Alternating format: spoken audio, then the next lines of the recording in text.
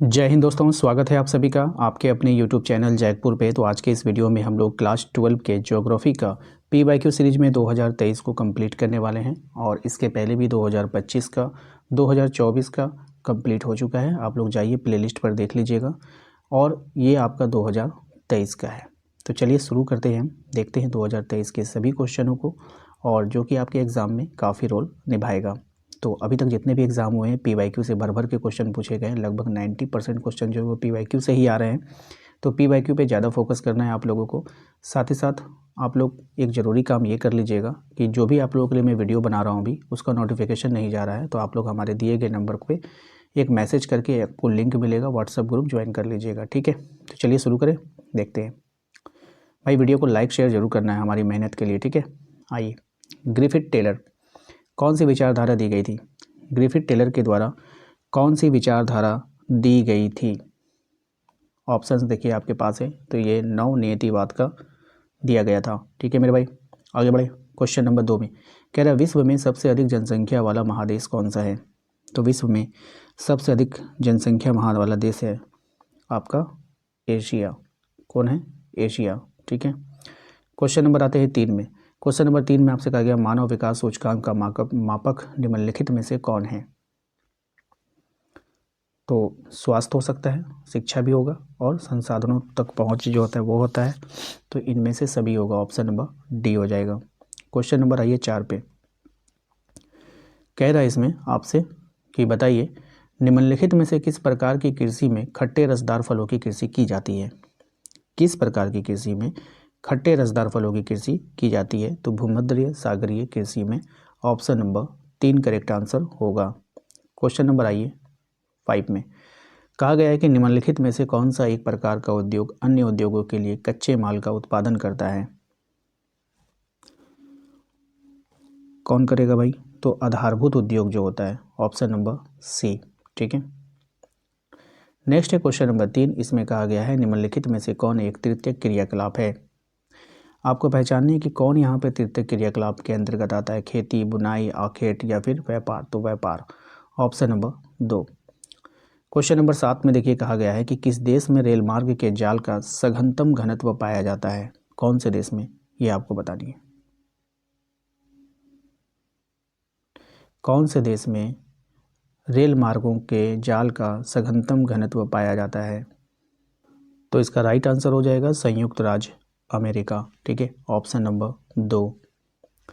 आइए अगले सवाल पे आते हैं। क्वेश्चन नंबर 8 में कहा गया है कि विश्व व्यापार संगठन का मुख्यालय कहाँ पर है, यानी उसका हेड ऑफिस कहाँ पर है, आपको बताना है, हेड क्वार्टर। तो वो है आपका जेनेवा में। कहाँ पर है? जेनेवा में है, ध्यान रखिएगा।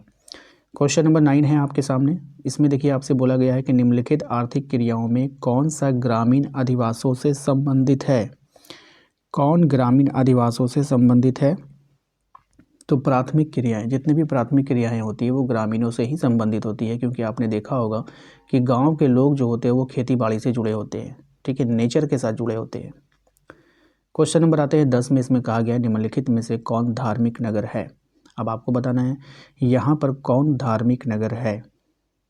जमशेदपुर है, वाराणसी है, भिलाई है, राउरकेला है। तो आपको पता है कि जो हमारा वाराणसी है ये एक धार्मिक नगर है। क्वेश्चन नंबर आते हैं 11 में। इसमें कहा गया भारत में सबसे अधिक जनसंख्या वाला राज्य कौन सा है? तो भारत में सबसे अधिक जनसंख्या वाला राज्य आपको बताना है बिहार, पश्चिम बंगाल, उत्तर प्रदेश या फिर महाराष्ट्र। तो देखिए सबसे ज़्यादा कहाँ है? उत्तर प्रदेश में, ऑप्शन नंबर 3 हो जाएगा।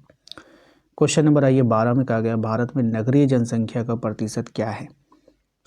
तो भारत में नगरीय जनसंख्या का जो प्रतिशत है वो है 31%। ध्यान रखिएगा, मोस्ट इंपॉर्टेंट रहेगा आपके एग्ज़ाम के लिए। अगले सवाल पे आते हैं, क्वेश्चन नंबर 13। इसमें देखिए कहा गया है कि प्रवास के वे कारण जो विभिन्न स्थानों के लोगों को आकर्षित करते हैं क्या कहलाते हैं? तो वो कहते हैं अपकर्षक कारक। क्या कहलाता है? अपकर्षक कारक, ऑप्शन नंबर 3 इसका करेक्ट आंसर हो जाएगा, ठीक है। आइए क्वेश्चन नंबर आते हैं 14 पे। क्वेश्चन नंबर 14 को ध्यान से देख लीजिए। इसमें देखिए कहा गया है कि वर्ष 2011 में भारत के किस राज्य में स्त्री साक्षरता दर जो है उच्चतम रही है? वर्ष 2011 में भारत के किस राज्य में स्त्री साक्षरता दर जो है वो रही है कहाँ? तो केरल में, ऑप्शन नंबर 3 करेक्ट आंसर हो जाएगा। क्वेश्चन नंबर 15 कहा गया है भारत का सबसे बड़ा नगर कौन सा है। तो भारत का जो सबसे बड़ा नगर है यहाँ पे मुंबई, कौन हो जाएगा, मुंबई। ठीक है, कौन सा हो जाएगा, मुंबई। याद रखिएगा ये जो मुंबई आंसर है, ध्यान से सुन लीजिए, ये जो मुंबई का आंसर है ये 2011 की जनगणना के अनुसार है। लेकिन अगर हम करंट बात करें, ध्यान दीजिएगा, अगर हम करंट बात करें कि भारत का सबसे बड़ा नगर कौन सा है तो दिल्ली। ठीक है, अब भाई आप बोलोगे भैया तो आंसर क्या करेंगे। अब देखिए इसमें तो कन्फ्यूज़न है भाई। ठीक है, क्योंकि आपका जो PYQ है, जिस समय यह सवाल पूछा गया तो उस समय का उसका आंसर है मुंबई। लेकिन 2021 के आंकड़ों के अनुसार महानगरों में सबसे बड़ा नगर अभी हो गया है दिल्ली। ठीक है, अब हम इसमें क्या कर सकते हैं, हम तो यही बोलेंगे कि आप पिछले जो 2011 का ही डाटा ये लोग लेके चलता है परीक्षा में, तो आप मुंबई ही करना। ठीक है, अभी दिल्ली हो चुका है, ये बात जान लेना। 16 देखिए कह रहा है कि भारत में हरित क्रांति की शुरुआत कहाँ पे हुई थी। शुरुआत जो हुई थी वो कौन से दशक में हुई थी ये बताना है। ठीक है, तो हरित क्रांति की जो शुरुआत हुई थी वो कौन से दशक में हुई थी ये बताइए आप लोग। तो ये हुआ था आपको 1960 के दशक में, ऑप्शन नंबर 2 हो जाएगा। क्वेश्चन नंबर 17 में देखिए ध्यान से, कह रहा है निम्नलिखित में से कौन सी रोपण फसल नहीं है। अब कौन यहाँ पे रोपण फसल नहीं है ये आपको पहचानना है। तो मक्का यहाँ पे जो है वो रोपण फसल में नहीं आता है, रबड़, चाय, कॉफ़ी ये सब रोपण में आता है। ठीक है, क्वेश्चन नंबर 18 में आइए। इसमें कह रहा है कि भारत के 2 अत्यधिक प्रदूषित नदियाँ कौन सी है। तो भारत के 2 अत्यधिक प्रदूषित नदियाँ जो हैं वो गंगा और जमुना है, जो कि हमारा मोस्ट इम्पॉर्टेंट नदी है ये। ठीक है, गंगा और यमुना, और उसी को लोगों ने क्या कर दिया है, प्रदूषित कर दिया है, यानी गंदा कर दिया है। क्वेश्चन नंबर आते हैं 19 में, देखिए क्या कह रहा है।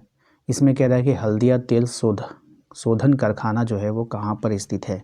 हल्दिया तेल शोधन कारखाना उड़ीसा में है कि झारखंड में है कि बिहार में है कि पश्चिम बंगाल में है। तो ये आपका पश्चिम बंगाल में है, ऑप्शन नंबर 2 हो जाएगा। ठीक है, क्वेश्चन नंबर आइए 20 में, कह रहा है कि झरिया जो है वो किसके लिए प्रसिद्ध है।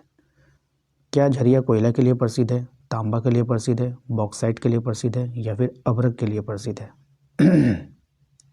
तो झरिया जो है आप लोगों को पता ही है कि झरिया कोयला के लिए फेमस है। किसके लिए फेमस है, कोयला के लिए फेमस है। आप लोग याद रखें, झरिया किसके लिए फेमस है, कोयला के लिए फेमस है। झरिया किसके लिए फेमस है, कोयला के लिए। ठीक है, आइए बोकारो स्टील सेंटर इज क्या है। ये बोकारो इस्पात केंद्र क्या है, एक निजी कंपनी है, एक सार्वजनिक कंपनी है, संयुक्त क्षेत्र है, या फिर इनमें से कोई नहीं। तो ये जो है आपका बताना है कि बोकारो स्टील जो इस्पात कंपनी है वो कैसी कंपनी है। अब देखिए बोकारो जो है इस्पात केंद्र ये सार्वजनिक है। क्यों सार्वजनिक है, क्योंकि ये एक पब्लिक सेक्टर है। सार्वजनिक का मतलब होता है पब्लिक सेक्टर अंडरटेकिंग, यानी कि ये PSU के अंतर्गत आता है। और ये जो है भारत सरकार का एक ये अथॉरिटी होता है, उसका नाम होता है सेल। क्या होता है, सेल। सेल को क्या बोलते हैं, steel authority of India limited. एक होता है सेल, ध्यान रखिएगा, एक क्या होता है, सेल होता है। सेल स्टील, याद रख लीजिएगा, steel authority of India limited, ये इसके अंतर्गत आता है बोकारो स्टील। बात समझ में आया, सेल के अंतर्गत आता है। और ये भारत सरकार का स्वामित्व है, यानी इसका स्वामित्व कौन है, भारत सरकार की कंपनी सेल के अंतर्गत आता है। तो इसलिए ये सार्वजनिक में आएगा, प्राइवेट में नहीं आएगा। ठीक है, आइए नेक्स्ट में आता है निम्नलिखित में से किस शहर को भारत का मैनचेस्टर कहा जाता है। तो भारत का मैनचेस्टर हम लोग किसको बोलते हैं, तो भाई अहमदाबाद को बोलते हैं। किसको बोलते हैं, अहमदाबाद को बोलते हैं। नेक्स्ट आइए क्वेश्चन नंबर 23 में, इसमें कह रहा है भारत का सबसे लंबा राष्ट्रीय मार्ग कौन सा है। तो भारत का जो सबसे लंबा राष्ट्रीय मार्ग है वो आपको बतानी है। तो इसका राइट आंसर क्या है, भारत का सबसे लंबा राष्ट्रीय मार्ग कौन सा है, तो NH-44। ठीक है, अगर आपसे सबसे छोटा बोल दे तो आप क्या करोगे। तो भारत का अगर सबसे छोटा राजमार्ग आपसे बोले तो 2 राजमार्ग जो है भारत का सबसे छोटा है। क्यों, क्योंकि दोनों की लंबाई कितनी है, 5 किलोमीटर। कौन कौन है, ध्यान से समझिए। एक है आपका NH-118। ठीक है, NH-118 ये कहाँ पर है, ये आपका झारखंड में है। ठीक है, ये आपका कहाँ है, झारखंड में है। और एक है आपका 548, ये कहाँ पर है? महाराष्ट्र में है। अब दोनों की लंबाई क्या है? सेम है, 5 किलोमीटर। ठीक है, तो सबसे छोटा राजमार्ग में NH 118 आता है और NH 548 आता है। ठीक है, अगर आपसे बोले झारखंड में सबसे छोटा राजमार्ग कौन सा है, तो NH 118। ठीक है, आइए क्वेश्चन नंबर आते हैं। नेक्स्ट कह रहा है आपसे उत्तर दक्षिण गलियारा को जोड़ता है, कौन जोड़ता है भाई? तो श्रीनगर को कन्याकुमारी से, ऑप्शन नंबर 3 होगा। नेक्स्ट आइए अगले सवाल में। अगला सवाल है आपका कि भारत की प्रथम रेलवे लाइन किन नगरों के मध्य निर्मित की गई थी? तो भारत की सबसे बड़ी जो रेलवे लाइन जो थी तो वो थी आपका मुंबई से थाने पहले आपका चली थी, बनी थी। ठीक है, ऑप्शन नंबर 3 हो जाएगा। नेक्स्ट है कोलकाता बंदरगाह स्थित है कहाँ पर? तो कोलकाता बंदरगाह जो आपको पता है कि पश्चिम बंगाल में, कलकत्ता ही पश्चिम बंगाल में, ऑप्शन नंबर बी। नेक्स्ट है आपका 27, कहा गया है कि धरावली बस्ती कहाँ पे अवस्थित है? ये जो धरावली बस्ती है ये कहाँ पर है आपको बताना है। मुंबई में है, कोलकाता में है, चेन्नई में है, कहाँ पर है? तो धरावली बस्ती कहाँ पर है? मुंबई में, याद रखिएगा। धरावली बस्ती कहाँ पर है? मुंबई में है, ध्यान रखना है आप सभी को। नेक्स्ट अगले सवाल पे आते हैं। निम्नलिखित में से कौन अम्ल वर्षा का एक कारण है? ठीक है, तो अम्ल वर्षा का जो कारण होता है वो आपको बताना है, तो वो हो जाएगा आपका वायु प्रदूषण। वायु प्रदूषण के कारण जो है क्या होता है? अम्ल वर्षा होता है। ठीक है, ये दोनों आंसर गलत है। वायु जब प्रदूषित होता है तो उसी में से घुल मिल करके जो है वो अम्ल वर्षा बनता है। आइए जियोग्राफिया जनरलिस किसने लिखा है? ठीक है, जियोग्राफिया जनरलिस किसने लिखा है आपको बताना है, तो चार्ल्स डार्विन ने लिखा है। किसने लिखा है? चार्ल्स डार्विन ने। नेक्स्ट क्वेश्चन नंबर 30, कह रहा है इसमें निम्नलिखित में से जनसंख्या वितरण को प्रभावित करने वाले कारक कौन है? तो जनसंख्या वितरण को प्रभावित कौन करेगा? जलवायु, मृदा, जल की उपलब्धता, इनमें से सभी करेगा। ठीक है, नेक्स्ट अगले सवाल पे आते हैं। विश्व में निम्नलिखित में से किस देश का न्यूनतम लिंग अनुपात है? किस देश का न्यूनतम लिंग अनुपात है ये आपको बताना है, तो सऊदी अरब का, ऑप्शन नंबर 3। नेक्स्ट अगले सवाल पे आते हैं कि पर्वतीय प्रदेशों में किस प्रतिरूप के अधिवास पाए जाते हैं? तो वहाँ पर जो अधिवास पाए जाते हैं, मैंने आपको पहले भी पहला सेट में भी लगता है ये सवाल आपका आया था, तो ये आपका सीढ़ीनुमा ही होगा आंसर, ऑप्शन नंबर 2।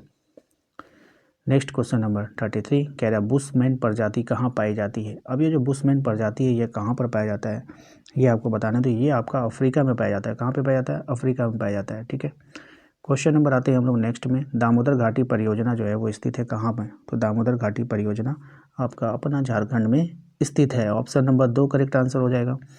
नेक्स्ट आते हैं अगले सवाल में, क्वेश्चन नंबर 35, इसमें कह रहा है बिटुमिन्स किस प्रकार का खनिज है? किस खनिज का प्रकार है ये आपको बताना है, तो विटामिन्स जो है वो कोयला का खनिज है, ऑप्शन नंबर 3। तो इस वाले PYQ में आपके पास 35 क्वेश्चन पूछा गया है। आपको क्या लगता है कि 35 में आपके एग्ज़ाम में कोई भी क्वेश्चन रिपीट नहीं होगा? ऐसा बिल्कुल भी नहीं है, पूरा याद कर लीजिए बढ़िया से। नहीं समझ में आता है वीडियो को 2 बार देखिए, 3 बार देखिए, लेकिन देखिए आपके यूट्यूब पर ना एक मीटर है, स्पीडोमीटर। अगर आपके पास समय नहीं तो स्पीडोमीटर लगा कर देखिए। आपको लगता है कि हम आपको धीरे पढ़ा रहे हैं तो आप स्पीडोमीटर लगाइए। स्पीडोमीटर लगाओगे तो वीडियो स्पीड हो जाएगा, जहाँ पे आपका 15 मिनट का वीडियो होगा 5 मिनट में ख़त्म हो जाएगा। तो एक बार नॉर्मल मोड में देखिए, दूसरा बार स्पीडोमीटर से देखिए, फिर तीसरा बार और स्पीडोमीटर से देखिए। प्रैक्टिस कीजिए, हमसे पहले आंसर कीजिए। ठीक है, चलिए आशा करते हैं कि आप लोगों को आज का ये वीडियो पसंद आया होगा। वीडियो को लाइक करना है, चैनल पे जो लोग पहली बार आए हैं सब्सक्राइब कर लीजिएगा, बेल आइकन को प्रेस कर लीजिएगा ताकि आने वाली हर एक वीडियो का नोटिफिकेशन आपके मोबाइल पे मिलता रहे। Thank you.